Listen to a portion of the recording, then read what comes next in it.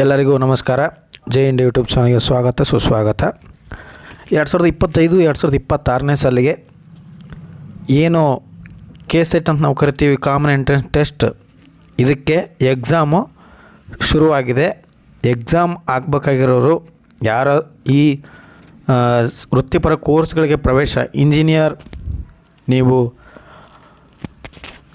Engineer, doctor, BSc agriculture, ಹಾಗೆ veterinary, B pharma, D pharma, dental, architecture, health sciences ಇಂಥವುದಕ್ಕೆ ಏನಾದರೂ ಹಾಕಬೇಕು ಅಂದ್ಕೊಂಡಿದ್ರೆ BTech, biotechnology, BFCC, BTech, BSc honours, ರೇಷ್ಮೆ ಕೃಷಿ ಇಂಥವಕ್ಕೆಲ್ಲ ಅಪ್ಲೈ ಮಾಡಬೇಕು ಅಂದ್ಕೊಂಡ್ರೆ ನೋಡಿ ಯಾವ ರೀತಿ ಇದೆ ಅನ್ನೋದನ್ನು ಫಸ್ಟು ತಿಳ್ಕೊಳ್ಳಿ.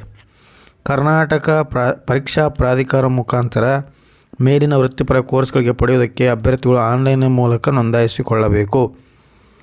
ಏನಪ್ಪ ಇದು ಆನ್ಲೈನ್ ಮೂಲಕ ಅಂದರೆ, ನೀವು ಇದರಲ್ಲಿ ಸಲ್ಲಿಸುವಿಕೆ ಅಪ್ಲಿಕೇಶನ್ ವೆರಿಫಿಕೇಷನ್ ಮಾಡಲಾಗಿರೋದ್ರಿಂದ ಅಭ್ಯರ್ಥಿಗಳು ಎಲ್ಲ ವಿವರಗಳನ್ನು ಕಡ್ಡಾಯವಾಗಿ ಎಚ್ಚರಿಕೆಯಿಂದ ಭರ್ತಿ ಮಾಡಬೇಕು. ಇದನ್ನು ಮಾತ್ರ ನೆನ್ಪಿಟ್ಕೊಳ್ಳಿ, ಯಾಕಂದರೆ ಕೆಲವೊಂದು ಸಲ ಏನಾದರೂ ಸ್ವಲ್ಪ ಮಿಸ್ಟೇಕ್ ಆದರೂ ಸಹಿತ ಮತ್ತೆ ನಾವು ಚೇಂಜ್ ಮಾಡಲಿಕ್ಕಾಗಲ್ಲ.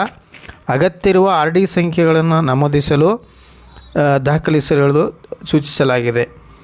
RD ಸಂಖ್ಯೆಗಳು ಅಂತಂದರೆ ನಾವು ಏನು ಕ್ಯಾಸ್ಟ್ ಸರ್ಟಿಫಿಕೇಟ್ದು ಅಥವಾ ಇನ್ಕಮ್ ಸರ್ಟಿಫಿಕೇಟ್ದೊಳಗೆ RD ನಂಬರ್ ಇರ್ತದೆ, ಅದನ್ನು ಕಂಪಲ್ಸರಿ ನೀವು ಇದನ್ನು ಮಾಡಲೇಬೇಕು. ಅರ್ಜಿಯಲ್ಲಿ ಅಭ್ಯರ್ಥಿಯು ಕ್ಲೇಮ್ ಮಾಡಿರೋ ವಿವರಗಳನ್ನು ಮುದ್ರಿಸಲಾಗುವುದು. ಅಂದರೆ ನೀವೀಗ ರೂರಲ್ ಇದೆಯೋ, ಗ್ರಾಮೀಣ ಇದೆಯೋ, ಕನ್ನಡ ಮಾಧ್ಯಮ ಇದೆಯೋ ಅದನ್ನು ನೀವು ಕಂಪಲ್ಸರಿಯಾಗಿ ಹಾಕಿರಬೇಕು. ಅದನ್ನು ಮಾತ್ರ ಅವರು ಸೀಟ್ ಹಂಚಿಕೆ ಒಳಗೆ ನಿಮಗೆ ಗೊತ್ತಾಗ್ತದೆ. ಕ್ಲೇಮ್ ಸರ್ಟಿಫಿಕೇಟ್ನಲ್ಲಿ ಸಕ್ಸಸ್ಫುಲಿ ವೆರಿಫೈಡ್ ಎಂದು ನಮೂದಿಸಿದರೆ ಅಂತಹ ಅಭ್ಯರ್ಥಿಗಳು ದಾಖಲೆ ಪರಿಶೀಲನೆಗೆ ಯಾವುದೇ ಕಚೇರಿಗೆ, ಕಾಲೇಜಿಗೆ ಹೋಗುವ ಅವಶ್ಯಕತೆ ಇರುವುದಿಲ್ಲ. CET ಫಲಿತಾಂಶದ ನಂತರ ವೆರಿಫಿಕೇಷನ್ ಸ್ಲಿಪ್ಪನ್ನು ಡೌನ್ಲೋಡ್ ಮಾಡಿಕೊಳ್ಳಬಹುದು. ಯಾವಾಗ ನೀವು ಕ್ಲೇಮ್ ಸರ್ಟಿಫಿಕೇಟಲ್ಲಿ ಸಕ್ಸಸ್ಫುಲಿ ವೆರಿಫೈಡ್ ಅಂತ ಬಂದರೆ, ಮಾರ್ಕ್ ಬಂದುಬಿಟ್ರೆ ಏನಂದರೆ ನೀವು ಹೋಗೋ ಅವಶ್ಯಕತೆ ಇಲ್ಲ. ಅಥವಾ ಆಗದೇ ಇದ್ದಾಗ ಕಾಲೇಜ್, ಅದು ಆಗಲಿ ಬಿಡಲಿ, ನೀವು ಕಾಲೇಜಿಗೆ ಒಂದು ಸಲ ಕೇಳ್ಕೊಳ್ಳಿ, ಏನು ಪ್ರಾಬ್ಲಮ್ ಇಲ್ಲ. Claimed verified or claimed not verified or not claimed ಅಥವಾ ಕ್ಲೇಮ್ ಸರ್ಟಿಫಿಕೇಟ್ ನಮೂದಾಗಿದ್ದರೆ PUC ತರಗತಿಯನ್ನು ವ್ಯಾಸಂಗ ಮಾಡ್ತಿರೋ ಆಯಾ ಕಾಲೇಜಿಗೆ ಭರ್ತಿ ಮಾಡಿದ ಅರ್ಜಿಯನ್ನು ಕ್ಲೇಮ್ಸ್ ಮಾಡಿರುವ ಎಲ್ಲ ಮೂಲ ದಾಖಲೆಗಳನ್ನು ಪ್ರಾಂಶುಪಾಲರಿಗೆ ತೋರಿಸಿ ಒಂದು ಸೆಟ್ಟನ್ನು ಕ್ಲೇಮ್ ಸರ್ಟಿಫಿಕೇಟ್ನೊಂದಿಗೆ ಸಲ್ಲಿಸುವುದು ಕಡ್ಡಾಯವಾಗಿದೆ.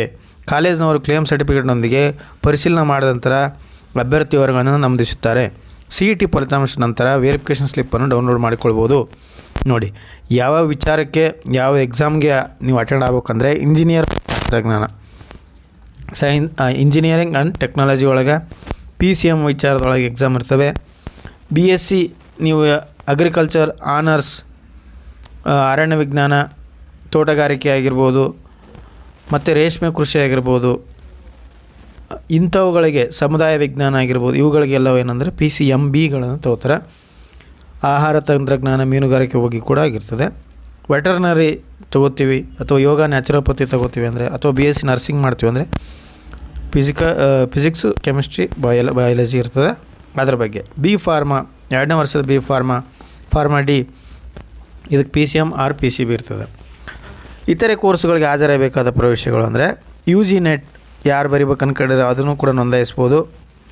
ಹಾಗೆ BSc ಅಲೈಡ್ ಹೆಲ್ತ್ ಸೈನ್ಸಸ್ ಪ್ರವೇಶಗಳಿಗೆ ಯಾವುದೇ ಪ್ರವೇಶ ಪರೀಕ್ಷೆ ಇಲ್ಲ.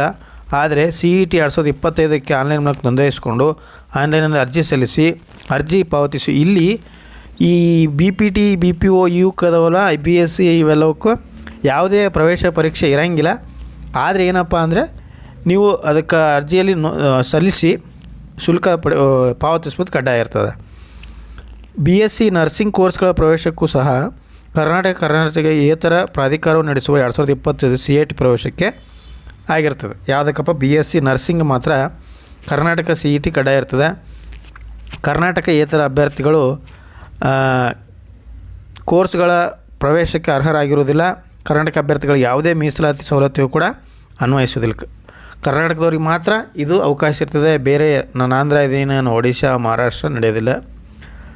ಹಾಗೆ ಕರ್ನಾಟಕದ ಯಾವುದೇ ವೃತ್ತಿಪರ ಕೋರ್ಸ್ಗಳಿಗಾಗಿ ಆನ್ಲೈನ್ ಮೂಲಕ ನೋಂದಾಯಿಸುವ ಮೊದಲು ಅಭ್ಯರ್ಥಿಗಳ ಮಾಹಿತಿ ಪುಸ್ತಕವನ್ನು ಓದಲು, ಅರ್ಹತಾ ಷರತ್ತುಗಳು, ಸೀಟ್ಗಳ ವರ್ಗೀಕರಣ, ಸೀಟ್ಗಳನ್ನು ಪಡೆಯಲಿರುವ ಅರ್ಹತೆಗಳನ್ನು ಅರ್ಥ ಮಾಡಿಕೊಳ್ಳಲು ತಿಳಿಸಲಾಗಿದೆ. ಹಾಗೆ ಎಲಿಜಿಬಿಲಿಟಿ ಫಾರ್ OI ಓಕೆ ಸರ್ಕಾರಿ ಕೋಟಾದ ಸೀಟ್ಗಳನ್ನು ಪಡೆಯಲು ಅಂದರೆ ಯಾವ್ದಾರ ಒಂದು ಭಾರತೀಯ ಪ್ರಜೆ ಆಗಿರಬೇಕು, ಅವೆಲ್ಲ ಇರ್ತದೆ. ಅದನ್ನು ನೀವು ಬ್ರೌಸರನ್ನು ಓದ್ಕೋಬೋದು. ಹಾಗೆ ಆನ್ಲೈನ್ ಮೂಲಕ ಅರ್ಹತಾ ಖಂಡಗಳು, ಶೈಕ್ಷಣಿಕ ಅರ್ಹತೆ ಇತರಗಳನ್ನು UGCET 2025 ಪುಸ್ತಕದಲ್ಲಿ ವೆಬ್ಸೈಟಲ್ಲಿದೆ, ಡೌನ್ಲೋಡ್ ಮಾಡ್ಕೊಂಡು ನೋಡ್ಬೋದು. ಕರ್ನಾಟಕ ಎಜುಕೇಷನ್ ಅಥಾರಿಟಿ ನಡೆಸುವ CET ಮೂಲಕ ವೃತ್ತಿ ಶಿಕ್ಷಣ ಕೋರ್ಸ್ಗಳಲ್ಲಿ ಕೂಡ ಏನೇನು ವಿವರಗಳದೋ ಅದನ್ನು ಹೇಳ್ಬೋದು. CET ವೇಳಾಪಟ್ಟಿ ಯಾವಾಗಿಂದ ಸಲ್ಲಿಸ್ಬೋದು ಅಂದರೆ ರಿಜಿಸ್ಟ್ರೇಷನ್ ಮತ್ತು ಆನ್ಲೈನ್ ಮೂಲಕ ಸಲ್ಲಿಸಲು ಪ್ರಾರಂಭ 23/1/2025. ನೀವು ಆನ್ಲೈನ್ ಮೂಲಕ ಕೊನೆಯ ದಿನಾಂಕ 18/2/2025 ರಾತ್ರಿ. ಶುಲ್ಕ ಪಾವತಿಸಲು 22. ಪ್ರವೇಶ ಪತ್ರಗಳನ್ನು ಹಾಲ್ ಟಿಕೆಟ್ 25/3 ನಂತರ ಸಿಗ್ತದೆ. ಎಕ್ಸಾಮ್ ಟೈಮ್ ಟೇಬಲ್ ಹುಡುಗರು ಬಿಟ್ಟಿದ್ದಾರೆ ಆಲ್ರೆಡಿ. 16/4 ಬುಧವಾರ ಭೌತಶಾಸ್ತ್ರ ಮತ್ತು ರಸಾಯನಶಾಸ್ತ್ರ ಇರ್ತದೆ. 17ನೇ ತಾರೀಕು ಗುರುವಾರ ಗಣಿತ ಮತ್ತು ಜೀವಶಾಸ್ತ್ರ ಇರ್ತದೆ. ಯಾರು ಹೊರನಾಡು ಅಥವಾ ಗಡಿನಾಡು ಕನ್ನಡಿಗರು ಇರ್ತಾರಲ್ಲ ಅವ್ರಿಗೆ 4 ಕಡೆಯಲ್ಲಿ ಪರೀಕ್ಷಾ ಕೇಂದ್ರ ಇರ್ತದೆ. ಅವ್ರಿಗೆ 4ನೇ ತರಗತಿ ಮಟ್ಟದ್ದು 18ನೇ ತಾರೀಕು ಇರ್ತದೆ. ಇದರಲ್ಲಿ ಏನಾದರೂ ನಿಮಗೆ ಡೌಟ್ ಇದ್ದರೆ ಆಯಾ ಕಾಲೇಜ್ಗಳಲ್ಲಿ ಬಗೆಹರಿಸ್ಬೋದು. ಇಲ್ಲಾಂದರೆ ಮತ್ತೊಂದು ಕರ್ನಾಟಕ ಸರ್ಕಾರನೇ ಒಂದು ಯೂಟ್ಯೂಬ್ ಚಾನಲನ್ನು ಬಿಡುಗಡೆ ಮಾಡಿದೆ, ಅದನ್ನು ಯಾವುದು ಅಂತ ಹೇಳ್ತೀನಿ ನೋಡಿ. ಫೋನ್ ನಂಬರ್ ಕೂಡ ನೀವು ಇಟ್ಕೋಬೋದು. ಇಲ್ಲಿ 5 ಲೈನ್ಗಳಿರ್ತವೆ. ಮುಂಜಾನೆ 10ರಿಂದ 6 ಗಂಟೆವರೆಗೂ ಕೆಲಸ ಮಾಡ್ತೇವೆ. ಈ ನಂಬರ್ಗೆ ಕರೆ ಮಾಡಿಬಿಟ್ಟು ನೀವು ಮಾತಾಡ್ಬೋದಾಗಿದೆ. ಆಗಲೇ ಹೇಳಿದೆಲ್ಲ ವಿದ್ಯಾರ್ಥಿಗಳೇ, ಹಾಗೆ ಸ್ನೇಹಿತರೆ, ಯೂಟ್ಯೂಬ್ನಲ್ಲಿ CET ಗೈಡ್ ಇದೆ. CET ಅರ್ಜಿ ಹೇಗೆ ತುಂಬೋದು, ಆಪ್ಷನ್ ಯಾಕೆ ದಾಖಲು ಮಾಡ್ಕೊಳ್ಳೋದು, CET ಹಂಚೆ ಪ್ರಕ್ರಿಯೆ ಸಂಬಂಧಿಸಿದಂತೆ ಪ್ರತಿ ಹಂತದ ಮಾಹಿತಿಯನ್ನು ಮತ್ತಷ್ಟು ಪರಿಗಣಕವಾಗಿ ವಿದ್ಯಾರ್ಥಿಗಳಿಗೆ ತಲುಪಿಸುವ ಉದ್ದೇಶದಿಂದ ಕರ್ನಾಟಕ ಎಜುಕೇಷನ್ ಅಥಾರಿಟಿ ವಿಕಾಸನ ಎಂಬ ಯೂಟ್ಯೂಬ್ ಚಾನಲ್ ಆರಂಭಿಸಿದೆ. ಪ್ರಾಧಿಕಾರ ನಿರ್ವಾಹಕ ನಿರ್ದೇಶಕರು ಶುಕ್ರವಾರ ಚಾನಲನ್ನು ಬಿಡುಗಡೆ ಮಾಡಿದ್ದಾರೆ. ಅಲ್ಲಿ ಹೋಗ್ಬಿಟ್ಟು ನೀವು ಇದ್ರದ್ದು ಏನೇನು ಬೇಕಿದೆ ಮಾಹಿತಿಯನ್ನು ಅಲ್ಲಿ ಕೂಡ ನೀವು ತಿಳ್ಕೊಳ್ಬೋದಾಗಿದೆ. ಇದು ಮುಂದಿನ ದಿನಗಳಲ್ಲಿ ಈಗ ಇದು ಟ್ವಿಟ್ಟರ್ ಕೂಡ ಇದೆ, @KEA ಕರ್ನಾಟಕ ಅಂತಿದೆ. 33,000 ಫಾಲೋವರ್ಸ್ ಇದ್ದಾರೆ.